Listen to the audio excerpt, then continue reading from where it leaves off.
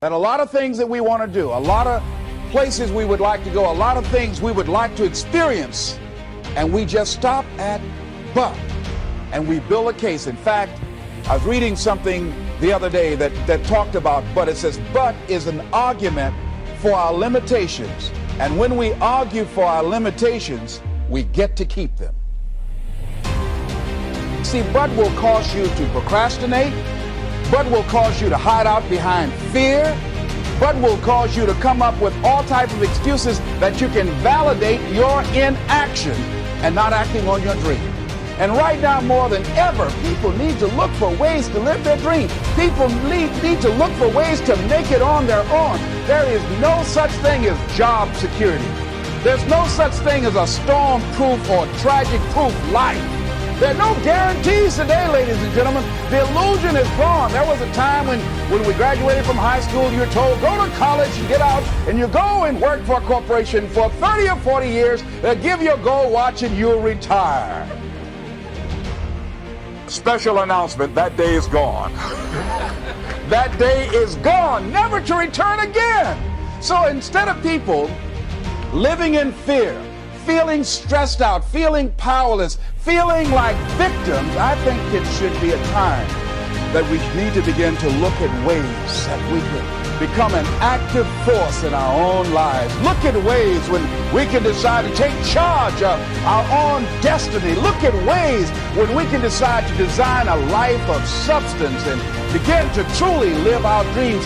And it's time for people to decide, I'm ready to get on with my life. Shake somebody's hand on your right up. A guy named Bob Hayes said, don't let nobody turn you around. Do that right quick. Now, you know, a lot of people say, I'm going to live my life one day when things get right. When I get all my bills paid. When I get my feet on the ground. I say, what have you been walking on? See, there are no problem-free moments. A guy named Dimples had a record one time called, If It Ain't One Thing, It's Another. And I say, if it ain't one thing, it's 12 others. Always something there to build a case on why you can't move on, why you can't grow to the next level, why you can't begin to manifest your greatness, why you can't begin to live life on your terms. Always something there to block you, to keep you where you are, and keep you from beginning to develop your true greatness. Always some fear. How do we handle it? And I'm saying that if you've been hiding out behind but, if you've been using the fact that you don't have enough money or you don't have the education, take it head on. Go get the education.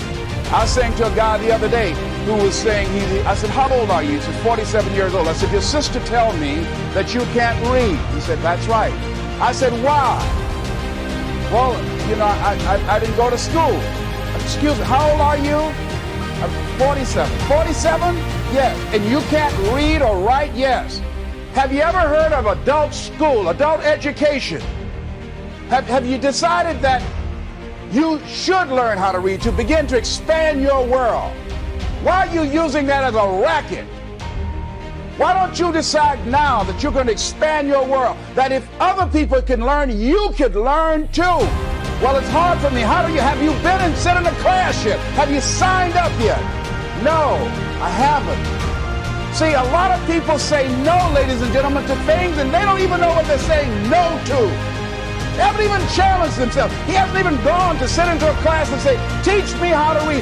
Instead, it's been easier for him to go through life, he thinks, trying to play a whole con game, pretending he knows how to do something that he doesn't know how to do.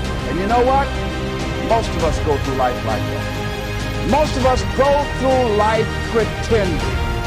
pretending that we're satisfied where we are, pretending that everything is okay, pretending that we don't have any special goals or ambitions or desires, when really deep down inside we do really want more. But if you look at our behavior, if you judge based upon what we do, that really will tell you some true stories about people, because you have to judge a tree by the fruit it bears, not the fruit that it talks about. See, a lot of people pretend that they want more out of life, but all you have to do is watch their actions. That will tell you something. So I used to pretend that I wanted to lose weight, but how could you tell I was pretending? Watch me when I have a piece of sweet potato pie. Let me get within walking distance of some peanuts, some potato chips. See, I was pretending that I really wanted to lose weight. No, you just watch what I eat. I tell you what I'm seriously committed to. People tell you, oh yeah, one day I want to have a restaurant. See, they're pretending they want to go into business for themselves. They're not serious.